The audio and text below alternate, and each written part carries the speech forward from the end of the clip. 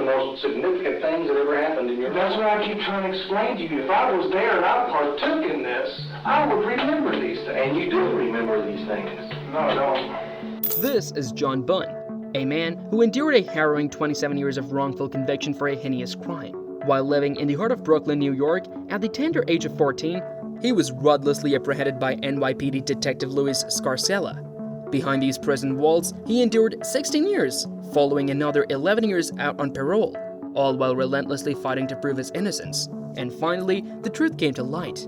The shocking revelation of Detective Scarcella's wrongdoing, coupled with the absence of probable cause for John's arrest, they had no grounds to arrest him in the first place.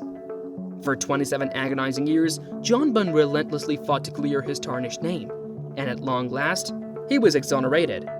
But the battle for justice didn't end there. Before leaving the courtroom, John shared a profound moment with the judge, a moment that represented the triumph of his spirit over the injustice he endured. I want to thank you, Your Honor, because in 27 years, I've been fighting for my life. He demanded accountability, ensuring that no one else would suffer the same nightmarish fate. Daniel Villegas, just a teenager at the time, felt his world crumbling. The detective's words echoed in his mind, pushing him to sign a false confession. Villegas desperately tried to retract his coercion. A retrial ensued, and once again, a guilty verdict was delivered, leading to a life sentence. The weight of 18 years spent behind bars for a crime he never committed.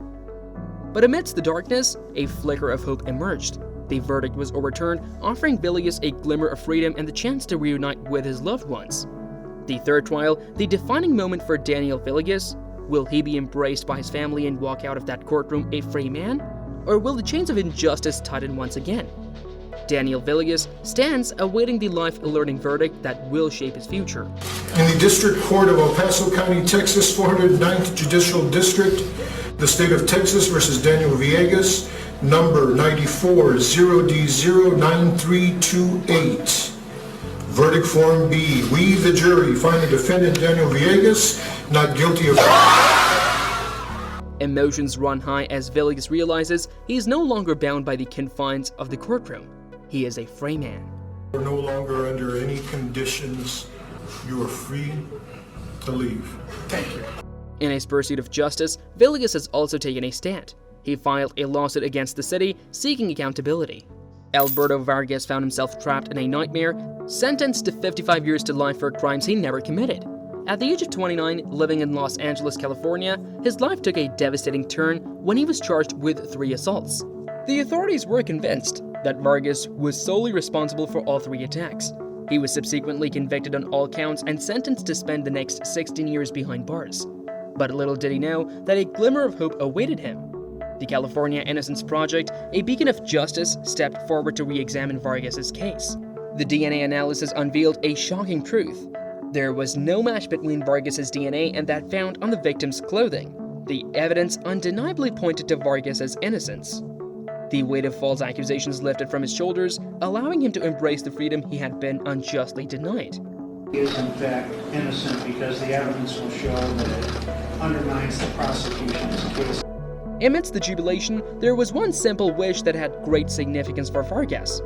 It was his mother's longing. A plea for a shared moment, a bond reaffirmed over a simple meal. Please buy me a big hamburger and we eat it together.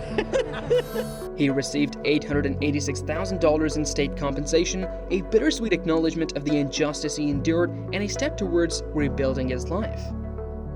Clemente Aguirre, a man whose life took a devastating turn when he was sentenced to death for a double murder he did not commit in Atlamonte Springs, Florida. I do know that nobody believed me back then. No one. Besides my mother, nobody believed me. Aguirre's pleas fell on deaf ears. For nearly 14 years, he carried the weight of false accusations. The tragic events unfolded just a few doors down from Aguirre's residence, where a mother and daughter were brutally killed. Aguirre found himself becoming the prime suspect. He claimed that he discovered the lifeless bodies and attempted to revive the woman before panic overtook him, compelling him to flee home. I didn't do it. I don't kill nobody. Fearful of deportation as an illegal immigrant from Honduras, he refrained from contacting the authorities. The justice system, driven by the evidence presented, found Aguirre guilty of 2 counts of first-degree murder and handed him a death sentence. But a glimmer of hope would emerge, offering him a chance at vindication.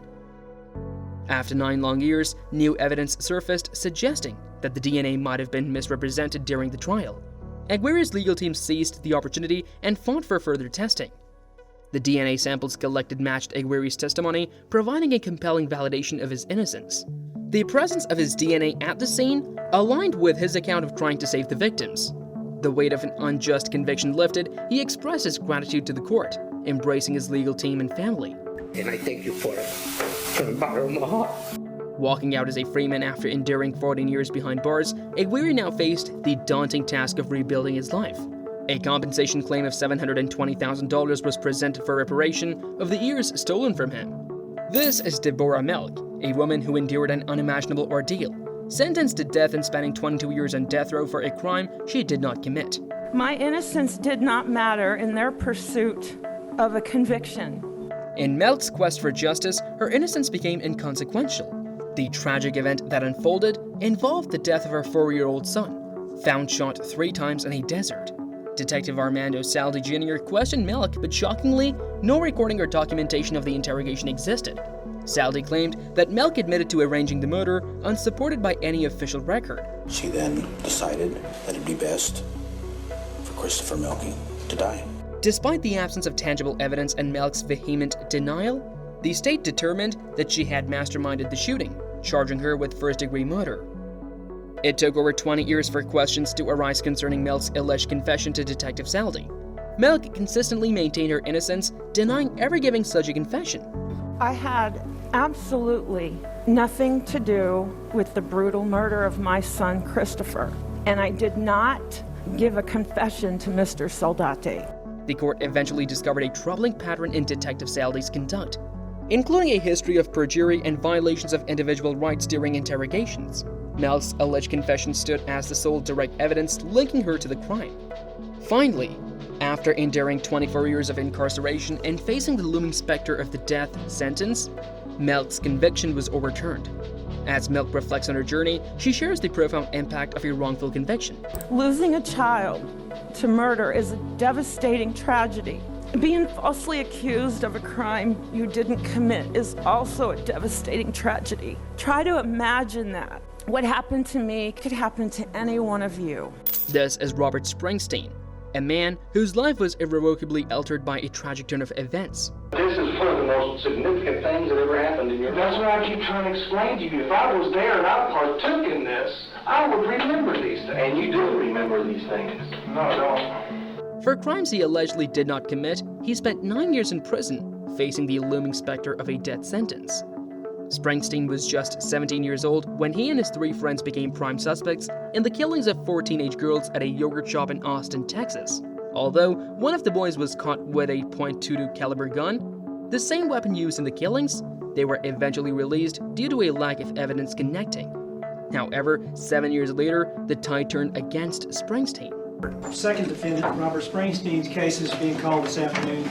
Additionally, 4 pending capital murder indictments. During an interrogation, one of Springsteen's friends provided information claiming that the .22 caliber gun had once belonged to him. This revelation became a crucial piece of evidence used against Springsteen, sentencing him to death. However, Springsteen's conviction was later overturned due to an unfair trial. His lawyers requested further DNA analysis from the original crime scene, even though 17 years had passed since the incident. Astonishingly, the analysis revealed no DNA evidence linking Springsteen or his 3 friends to the crime. The absence of their DNA further undermined the prosecution's case. The charges against Springsteen were dismissed. The court has signed these dismissals in each of the charges against these 2 defendants, Michael Scott and Robert Springsteen. He sat silently, absorbing the news that he was finally a free man. However, despite spending 9 years in prison, Springsteen's overturned conviction was not granted based on actual innocence. As a result, he is deemed ineligible for any compensation or payout for the injustice he endured.